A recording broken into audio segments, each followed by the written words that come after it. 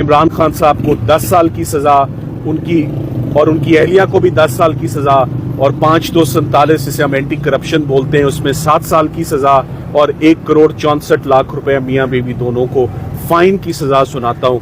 लिखा हुआ फैसला तमाम मुख्तलिफ पैटर्न पे। अडयाला जेल में मैं हमेशा कहता हूँ, जब निकले अडयाला जेल से, कभी अच्छी खबर अडयाला जेल से नहीं आई, कभी इंसाफ नहीं हुआ अडयाला जेल से, कभी मेरिट पर फैसला नहीं हुआ। और हम हमेशा माजी में हम जो रिलीफ ली, इस्लामाबाद हाई कोर्ट से हमने रिलीफ ली, मगर इस्लामाबाद हाई कोर्ट में दिक्कत जरूर होती थी, मगर दरवाजे खुले थे। अडयाला जेल के दरवाजे ज्यादा अंदर जाना आसान है मेरी नजर में। इस्लामाबाद हाई कोर्ट के तो दरवाजे लॉक्ड हैं, जिसे कहते हैं उस पर कुफल लगा हुआ है, ना आप अंदर एंटर हो सकते हैं, ना कोई दरखास्त दायर कर सकते हैं, ना कोई अपील लगती है।